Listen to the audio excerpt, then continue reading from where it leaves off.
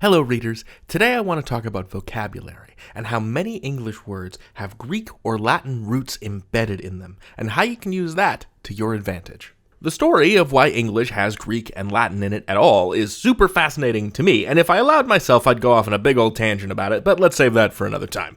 Suffice it to say that English has Latin and Greek chunks in it for fun history reasons, and let's just leave it at that for now.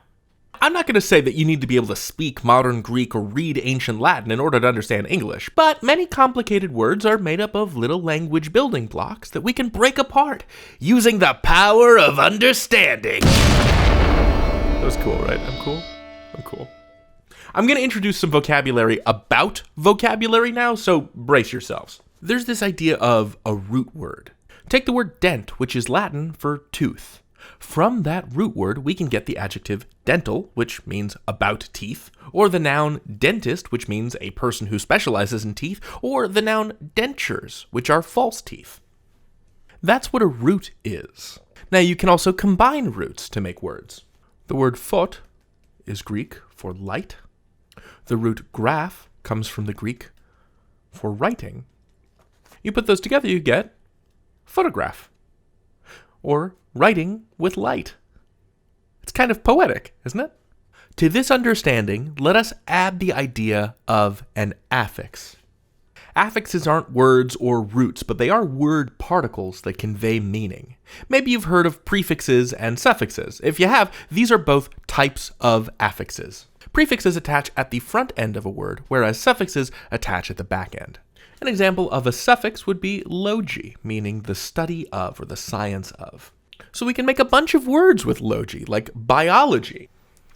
That's supposed to be a little amoeba. Cetology, the study or the science of whales.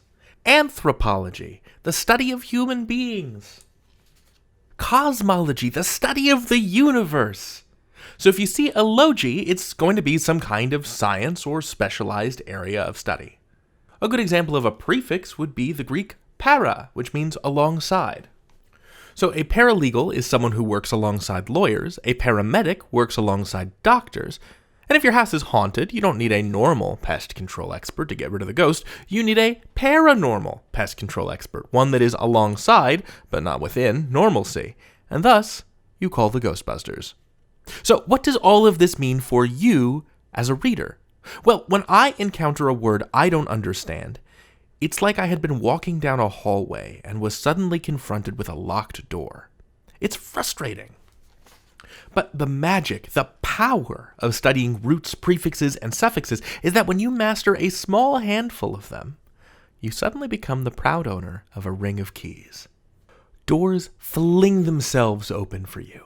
You can go anywhere, you can understand any concept, any piece of vocabulary. An army of locked doors fall off their hinges all at once when you approach. Don't believe me? I'll show you. While excavating the foundation for a geothermal plant, my companion Neha found a fossil. Upon closer inspection, she realized it was a pterodactyl. Wow, a lot of big words in that little paragraph. Now, watch this. Excavating, so hollowing out. Foundation, bottom making. Geothermal, earth heat. Companion, so this is someone you would eat bread with. So bread together. And who do we eat bread together with? Our friends.